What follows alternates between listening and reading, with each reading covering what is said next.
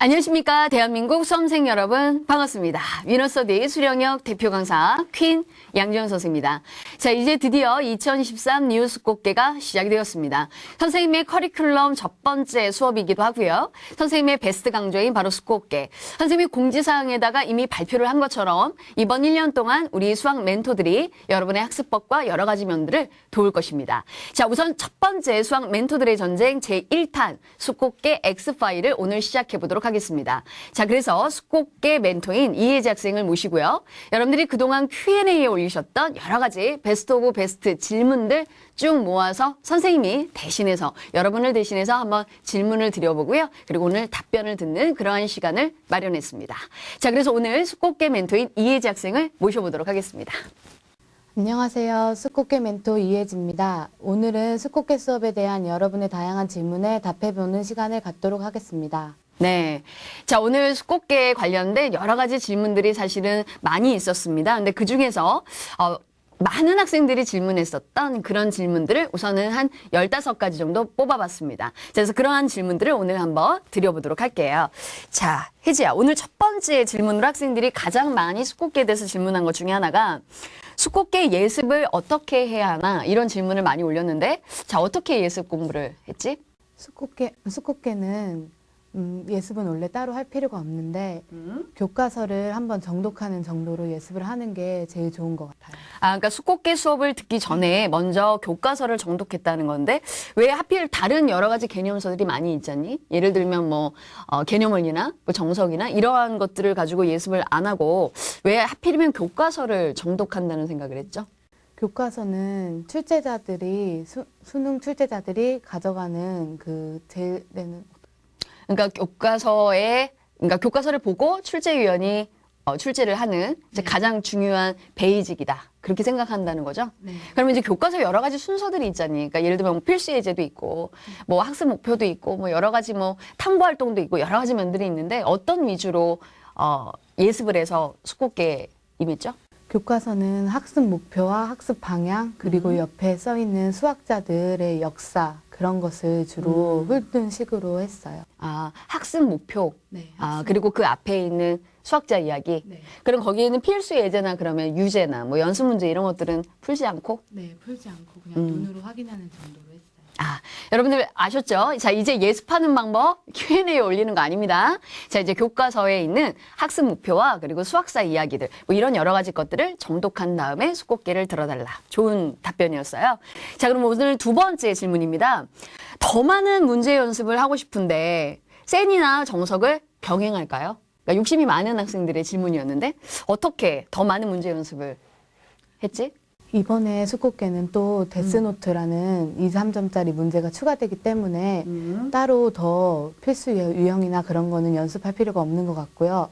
만약에 더 욕심이 생긴다면 선생님이 작년에 찍으셨던 기출의 재구성을 수꽃게와 같이 듣는 게 제일 좋은 것 같아요.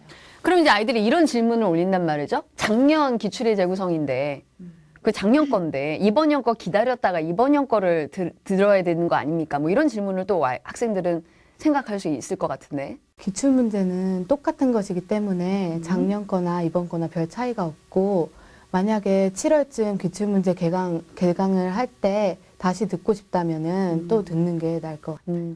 선생님이 기출의 재구성 수업을 이번 1년 동안 커리큘럼으로 어떤 정규 커리로 넣지 않고 저번에 우리 입시 콘서트 할 때 프레젠테이션 했던 것처럼 기출의 재구성 멘토가 발표를 했잖니? 이번 1년 동안 진행이 되는 기출의 재구성이다.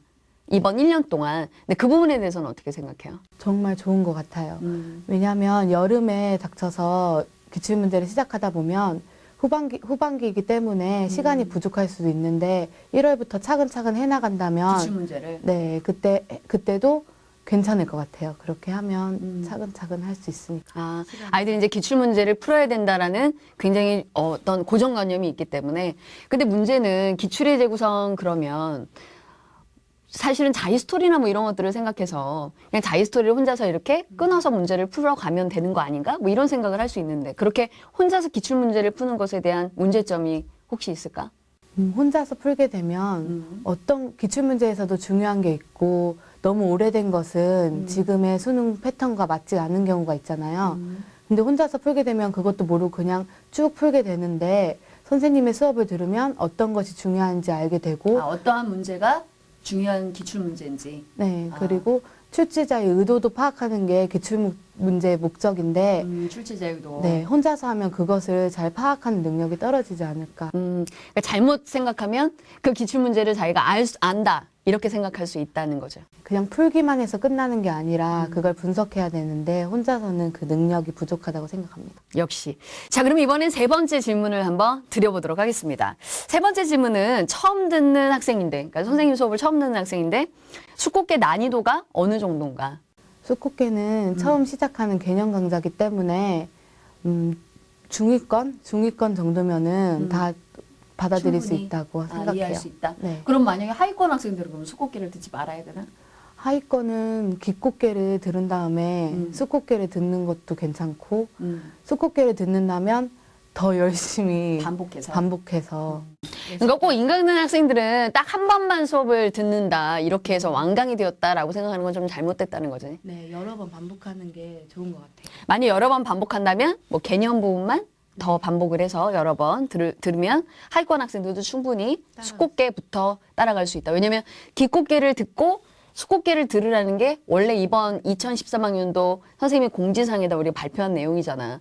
근데 문제는 기꽃계를 듣는 부분에 대해서 아이들이 기꽃계 듣고 수꽃계 들으면 너무 늦지 않나? 뭐 이런 생각을 아이들이 할 수 있으니까. 네. 만약에 하위권 학생들이라면 수꽃계부터 만약에 따라갈 시 여러 번 반복해라. 네. 오케이, 됐어요. 자, 그럼 이번엔 네 번째 질문을 한번 드려보도록 하겠습니다. 수꽃계에 있는 문제들은 어떤 문제들로 어느 정도의 난이도인가? 근데 이제 선생님 수꽃계 수업은 개념 수업이잖니. 네. 그리고 선생님의 어떻게 보면 아이들을 가리키는 교육 철학은 강좌명에 맞춰서 강의를 해야 된다. 근데 보통 기존에 인강 강의하시는 선생님들은 개념 수업인데 문제가 거의 70% 문제풀이 위주로 가는 부분에 대해서. 근데 그 수강생 강좌평에 아이들이 뭐라고 글을 올렸냐면 선생님은 진짜 강좌 명대로 강의를 해서 정말 좋았다라는 얘기를 했거든. 그러니까 이 수꽃계에 있는 문제들이 어느 정도의 난이도인가, 문제를 안 푸는 건 아니니까. 근데 그런 부분에 대해서 진짜 수업을 들었던 학생으로서 어떤 정도의 난이도라고 생각하죠? 필수 예제하고 짬짬이 같은 경우에는 수능과 비슷한 난이도라고 생각해요. 4점짜리 유형과.